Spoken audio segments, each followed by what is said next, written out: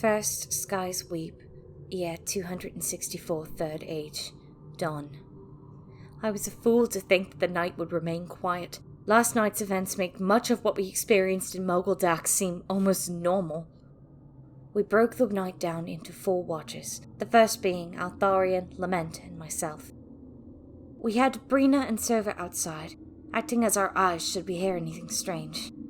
It was not long until we did, scratching on the side of the house. It was slow, as if someone was walking along outside, gliding a claw along the old wood. Brina and Server both tried to see what it was. It seemed to be a hunched figure, about the size of a person, but something seemed off about it. Brina got a closer look, but it didn't last. Upon catching the creature's gaze, I lost her vision entirely. I felt our connection sever, and she was vanished from this plane. Lament saw her fate, and described how Silva saw Brina turn to stone, the creature take her away. The second watch was just Altharian and myself. He finished summoning back his own familiar, Moonwhisper, and for half of an hour it seemed to stay quiet, until we heard the scratching again, and this time Nakai's alarm triggered. We sat, frozen, straining our ears to listen. We could hear footsteps, and what sounded like furniture moving on wood floors. Lament's alarm was triggered next, signaling the intruder was one room closer to us. I pressed my ear against the door, listening for the broken glass we'd spread just outside. We waited for what felt like hours, but surely only moments. The footsteps began again, but moved away from us. Nakai's alarm alerted once more, and we heard the front door open and shut. And then it was quiet again. We sat still for a long time before we dared relax, but the scratching returned. This crimson light began to shine through the boarded windows. It began to circle the house, slowly, scratching at the walls and shining through the windows, trying to get in. We sat, still frozen, holding our breaths. And then it stopped. We enjoyed another hour of peace before the worst of it. The third watch still leaves me shaking thinking about it. Altharian went to enter his trance, and Aru sat with me for the third watch.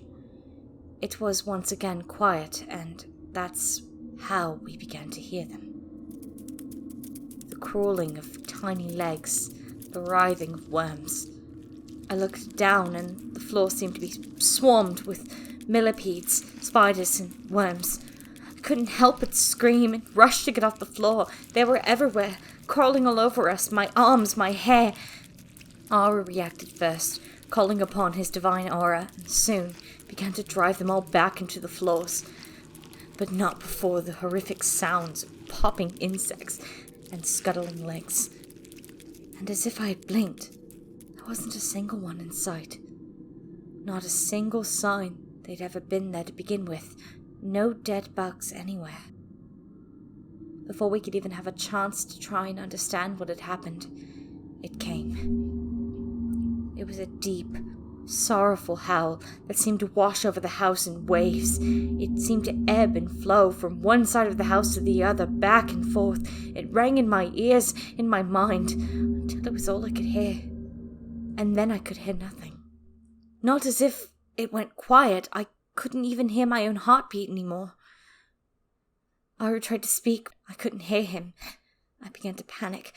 I didn't know what to do. I was so disoriented, having my senses disabled. Aru seemed to catch on to what happened, or at least he knew how to fix it. With a blessing from his goddess, my healing was returned, but the experience still haunts me. Possibility of a creature being able to disable your senses like that is terrifying. How can you fight against that?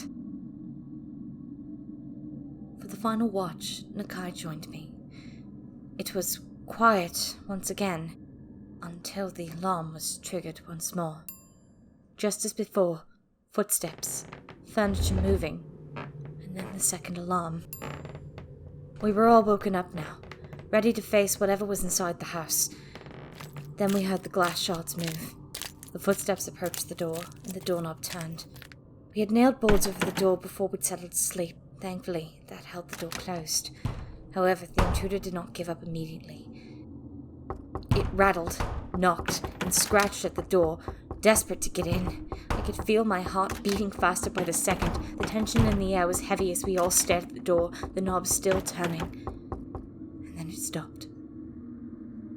We heard the glass shards shifting again, and the alarms triggered once more, signaling the creature's departure.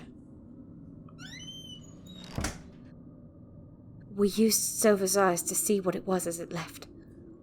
Lament struggled to describe it. It seemed to be as if it were made out of clay, its appendages too thin and sharp for comfort. Thankfully, it disappeared into the tree line. It has been quiet for the past hour now, and it is nearly dawn. It seems like we may have survived our first night in the Farwood. I hope we are lucky enough to survive another.